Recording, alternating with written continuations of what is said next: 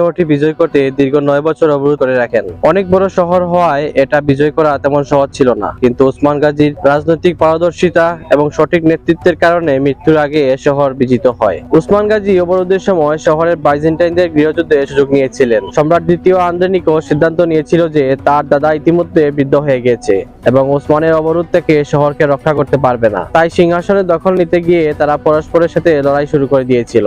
সে খুব জেদি ছিল এবং অবিরাম ঝামেলা সৃষ্টি করেছিল। সে তৎকালীন বাইজেন্টাইনদের সবচেয়ে সাহসী ও শক্তিশালী সেনাপতি ছিল। সেনাপতি সারোজ ও তার আপন ছোট ভাই সেনাপতি সারবুককে সাথে নিয়ে সিংহাসন যুদ্ধে সে মেতে ওঠে। এসব কিছু হয়েছিল ওসমানের শহর অবরোধের পরে। সে সময় ওসমান গাজী প্রায় 10,000 সৈন্য শহর অবরোধ করে রেখেছিল। শহর অবরোধের পর সিংহাসন নিয়ে ঝামেলা ও লড়াই ওসমান গাজীকে সুযোগ করে দিয়েছিল অনেক কিছু। এই সুযোগে ওসমান অনেক রাজনৈতিক খেলা খেললেন, যার ফলে শহরের লোকজন ওসমানের পক্ষে আসতে শুরু করলো। এই অবরোধের সময় বুরসার বাহিনীর সাথে ওসমানের ছোট ছোট অনেক যুদ্ধ হয়েছিল। চারিদিক থেকে রসদ আসা বন্ধ করে দিয়েছিল ওসমান গাজী। শহর রক্ষা করার জন্য বিভিন্ন জায়গা থেকে আসা বাহিনীকে থামিয়ে দিয়েছিলেন তিনি। শহরের মধ্যে থাকা লুকায়িত ফটকটিও খুঁজে বের করা হয়েছিল। সেনাপতি আইদগ্দু ও সেনাপতি কনুর মাত্র অল্প কিছু সৈন্য নিয়ে সেই ফটক দিয়ে ভিতরে প্রবেশ করেন, কিন্তু তখন অনেক দেরি হয়ে গিয়েছিল, কারণ ভিতরে থাকা সৈন্যরা বুঝতে পেরে গিয়েছিল তারা ফটকটি দিয়ে আসে। ভিতরে মাত্র অল্প কিছু সৈন্য নিয়ে সেনাপতি আইদগ্দু ও সেনাপতি কনুর বীর বিক্রমে যুদ্ধ করে সেনাপতি কনুর পালিয়ে আসতে পারলেও সেনাপতি আইদগ্দু শহীদ হন। বাইজেন্টাইন সেনাপতি সারুজ আইদগ্দুর মাথা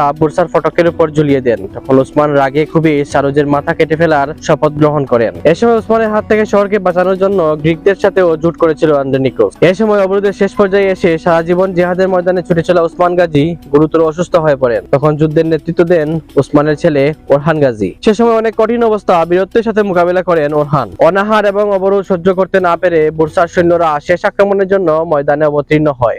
অসুস্থ শরীর নিয়ে ওসমান গাজী যুদ্ধের ময়দানে বীর বিক্রমে যুদ্ধ করে গেলেও একসময় বিছানায় শুয়ে পড়তে হয়, কিন্তু তার সেনাপতিরা তার দেখানো পথে যুদ্ধের নেতৃত্ব দিয়ে শহর বিজয় করে নেন। সেনাপতি সারোজকে হত্যা করে তার মাথা ঝুলিয়ে দেন ওসমান গাজী এবং তার ছোট ভাই সারবুতকে হত্যা করেন ওরহান গাজী। এ সময় সারবুত শহরের একটি গুরুত্বপূর্ণ জায়গা দখল করে নিয়েছিল, কিন্তু ওরহান তাকে পরাজিত করেছিলেন। এই যুদ্ধে বুরসার সেনাবাহিনী ছিল 40,000 আর ওসমান গাজীর বাহিনী ছিল 12,000। এই যুদ্ধে ওসমান গাজীর নেতৃত্বে বীরত্বের সাথে বিভিন্ন জায়গায় সেনাপতির দায়িত্ব পালন করেন ওরহান গাজী, তুর্গুতাল, খনুরাল, আচাকুচাল, আইদগ্দুকাল এবং মিহাইল কোসেস। তো প্রিয় দর্শক, আজ এই পর্যন্ত।